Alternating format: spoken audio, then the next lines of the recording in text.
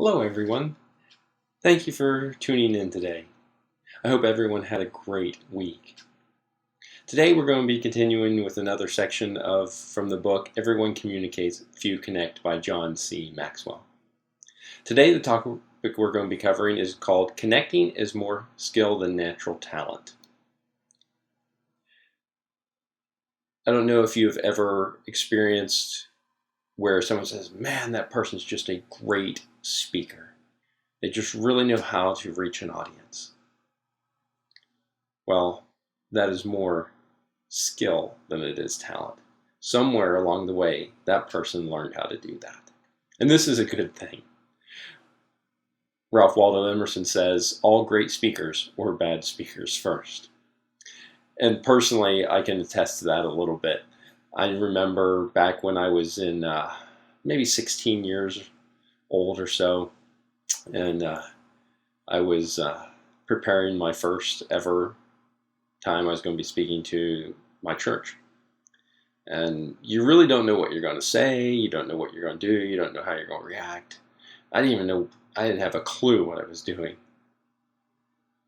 So, like many young speakers, you come up with either a list or an acrostic. So I had an acrostic. Now I really don't even remember what it was. All I remember was I had a real solid first letter and it went downhill from there. Was I in front of everybody for a little bit of time? Yeah, maybe 20, 30 minutes. I don't know what it was. I wasn't keeping records. I don't think anybody was. But I do know one thing. It was bad. That's okay. I had another experience, equally as funny. Now, in hindsight, where the same audience, believe it or not, pretty sure I put them all to sleep. You do that when you talk over an hour and 50 minutes. You just can't connect with an audience when you're talking for that long. I know, though, that things get better. I know there's a lot of skills out there that you can learn that'll help you to be a better connector from a speaking platform. And that's primarily what I'm talking about today, is connecting with somebody from a speaking platform. How do you connect to an audience and engage them so that they'll actually retain the material? For example, you give a 20 or 30-minute lecture or speech. One of the gauges that you can use to know whether you connected with the audience or not is to call somebody up and ask them to summarize what you just said. I don't know that I would do that. That sounds a little intimidating to me. However, that is a great way to know if you're connecting. If they don't take anything away, you're probably not connecting. You might be entertaining, you might be motivating a little bit, but you're probably not connecting. I'm going to give you a couple tips on how you can connect a little bit better with your audience. One of the things that you can do is you can talk about relationships, who you know. So say something, a lot of you might be watching this right now going, well, who's Joe? Why is he communicating with us? What's he trying to do? And you don't know me that well. Maybe you do. However, I have some relationships with people, though, that you will know well. Most of you probably know who John Maxwell is, and I have a relationship with him. My education is through him. My speaking, coaching, and training education is through him. I have several mentors. Paul Martinelli, multi-millionaire. He's successfully built 5 multi-million-dollar businesses. He's one of my mentors. Roddy Galbraith, an internationally known or globally known professional speaker.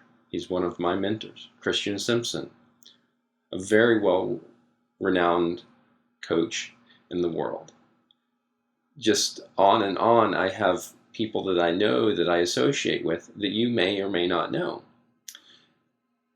In the circles within my denomination, I know people, and that can give you credibility.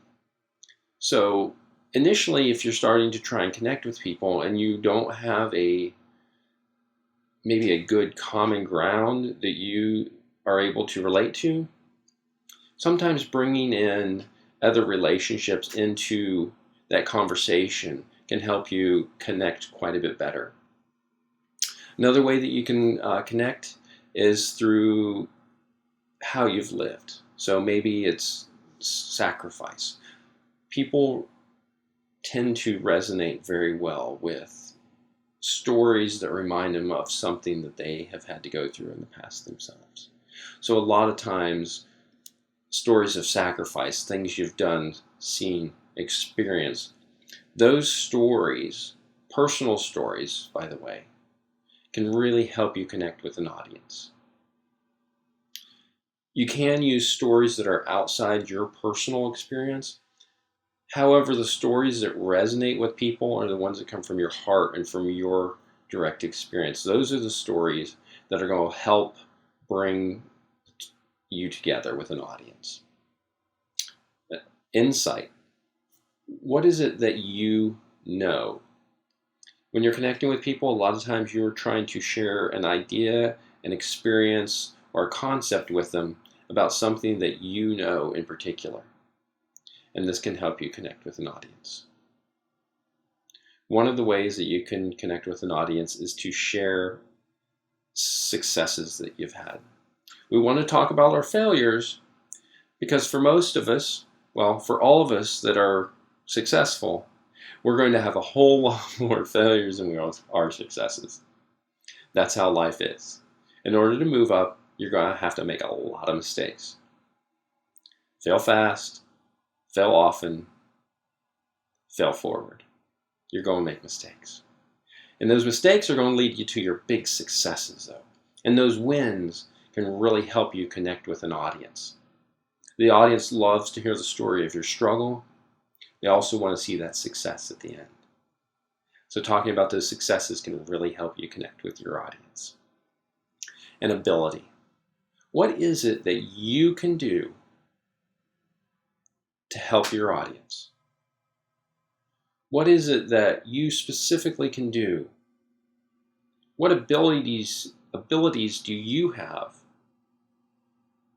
that are going to help your audience and help you connect with them?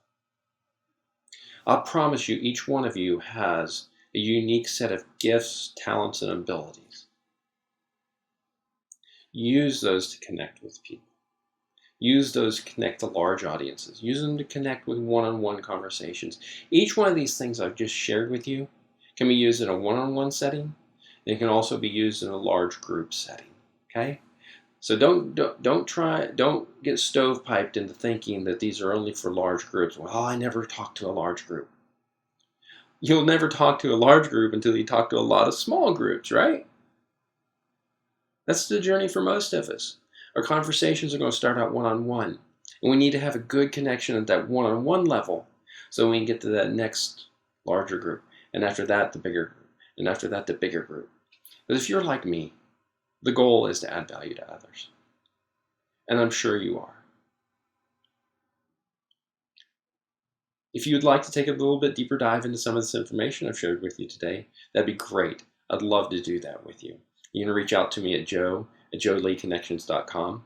You can also connect by just commenting on Facebook or wherever you find this video. Just comment in there. I'll get that as well, and I'll reach back out to you, and we can connect that way. So I hope each of you has a blessed week. Look forward to talking to you next week, and I hope to hear from you.